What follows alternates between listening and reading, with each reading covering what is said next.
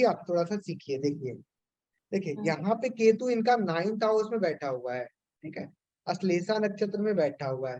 तो अश्लेषा नक्षत्र, ठीक है। अब यहाँ पे क्या, बुध कहाँ गया, बुध चला गया चित्रा नक्षत्र में, चित्रा में गया, ठीक है, लिब्रा साइन में गया। तो केतु अश्लेषा में गया तो इसका मतलब ये नहीं ना हुआ कि उसका साइकोलॉजी ही नहीं है उसके अंदर सोचने समझने की शक्ति ही नहीं है, ठीक है, ऐसा नहीं बोल सकते हम लोग। केतु तो छोटा कर देता है ना, डाउन, कम कर देता है।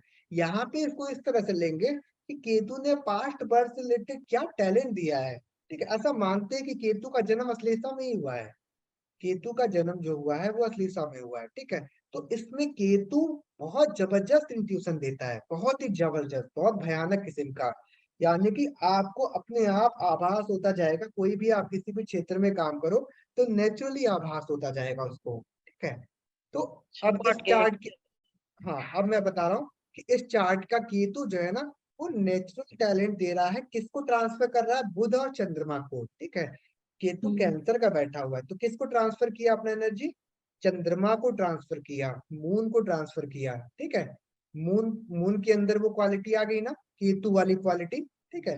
केतु अश्लेषा का बैठा हुआ है तो क्या हुआ, नेचुरल आपका इमेजिनेटिव इंट्यूशन आ गया, इमेजिनेटिव इंट्यूशन, ठीक है।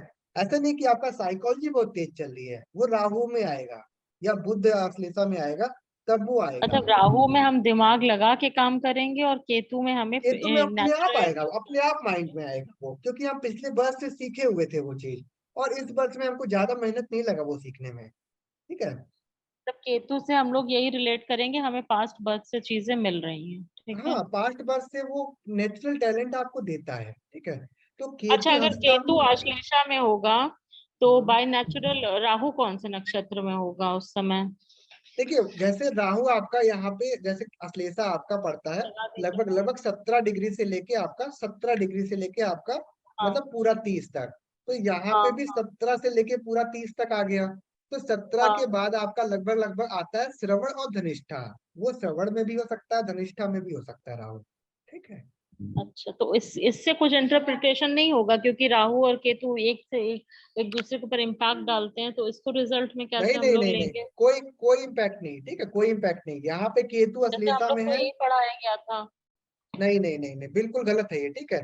मैं आपको बता रहा हूँ यहाँ पे अभी आपको अभी मैं पूरा चार्ट आप समझ लीजिए, फिर आप कहेंगे कि हाँ ऐसे ऐसे हाँ। चीजें हो रही हैं, ठीक है।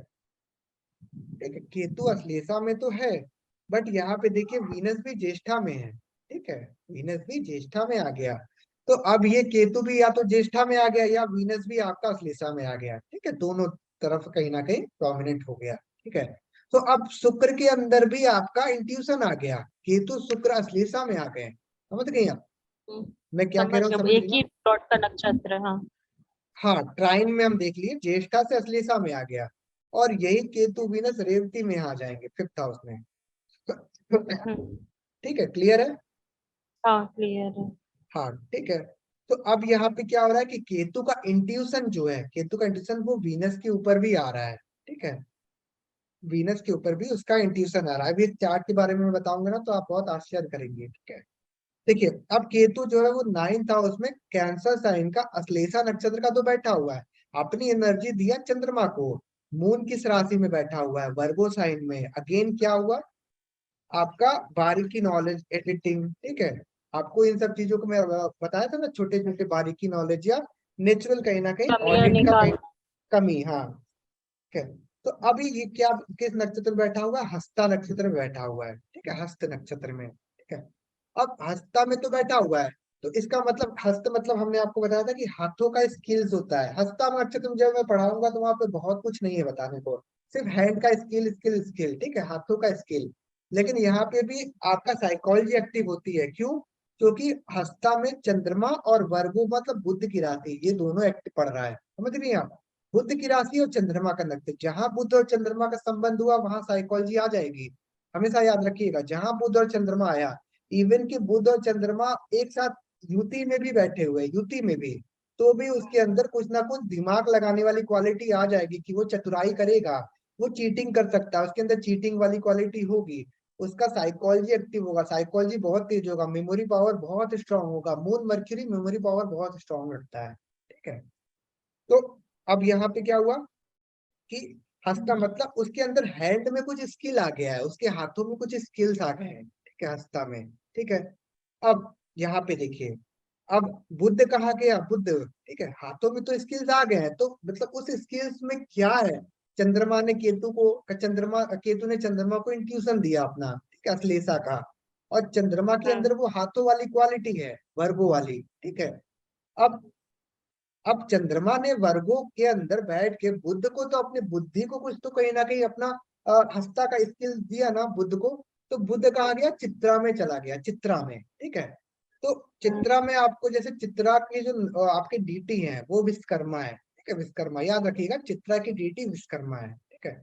अभी विश्वकर्मा का क्या रोल है? विश्वकर्मा का यही रोल है ना कि उनको इस ब्रह्मांड का, ठीक है, या ब्रह्मांड कह सकते हैं कि पूरे विश्व का आर्किटेक्ट बोलते हैं, ठीक है, विश्वकर्मा जी को आर्किटेक्ट बोलते हैं। तो इनका रोल क्या होता है कि किसी चीज को खूबसूरत बनाना, किस तरह से किसी चीज को ब्यूटीफुल बना सकते हैं, क्रिएटिव बना सकते हैं, ठीक है। वर्गो में भी चित्र आता है और तुला में भी चित्र आता है।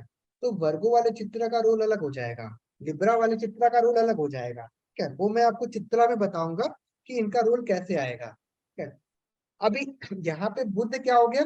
विश्वकर्मा वाली क्वालिटी आ गई, यानी कि कुछ खूबसूरत बनाना है, कुछ क्रिएटिव बनाना है, ठीक है। बुद्ध वीनस का एक्सचेंज हो गया, वीनस ज्येष्ठा में है, ठीक है, बुद्ध आपका आपका चित्रा में है, ठीक है। तो यहाँ पे क्या हो गया कि बुद्ध के अंदर वो क्रिएटिव क्वालिटी आ गई, क्रिएशन का, क्रिएटिविटी का क्वालिटी आ गया। अब यहाँ पे सबसे ज्यादा इंपॉर्टेंट जो रोल है इस चार्ट में ना, सबसे ज्यादा इंपॉर्टेंट रोल वो राहु का है इस कुंडली में, ठीक है, राहु का। ये राहु बेस्ड काम कर रहा है, राहु से रिलेटेड काम कर रहा है, ठीक है। कैसे, मैं बताता हूँ आपको। यहाँ पे ये सारे टैलेंट तो ये तीन प्लेनेट दिखा रहे हैं कि ये केतु इंट्यूशन दिया मून को, इमेजिनेशन का। और मून लेकिन फिफ्थ हाउस में भी देख रहा है, दृष्ट कर रहा है, ये याद रखिएगा, मून फिफ्थ हाउस को देख रहा है, ठीक है। तो अब यहाँ क्या है कि मून अपना क्वालिटी, केतु मून ने अपनी क्वालिटी, ठीक है, बुद्ध को दिया। यहाँ पे केतु भी तो अश्लेषा में है ना, तो नेचुरल आपका इंट्यूशन बुद्ध के अंदर भी आ रहा है, ठीक है। केतु कैंसर में है तो उसका प्रभाव चंद्रमा पे भी आ रहा है। तो इस केतु का प्रभाव जो है वो चंद्रमा पे भी है और बुध पे भी है, ठीक है, समझ में आ रहा है? ठीक है। अब यहाँ पे क्या है कि राहु बैठा हुआ है धनिष्ठा नक्षत्र में, ठीक है, राहु धनिष्ठा में बैठा हुआ है। तो थर्ड हाउस हमारा हैंड हो गया, ठीक है, थर्ड हाउस हमारा हैंड हो गया ना। तो हाथों में, हाथों के अंदर वो क्वालिटी है। अभी धनिष्ठा के बारे में मैं पहले से ही आपको बता दे रहा हूँ, क्योंकि आप समझ नहीं पाएंगे कि धनिष्ठा में होता क्या है। धनिष्ठा में जो होता है ना, जो मकर राशि का धनिष्ठा होता है या कुंभ राशि में भी वो आ जाता है।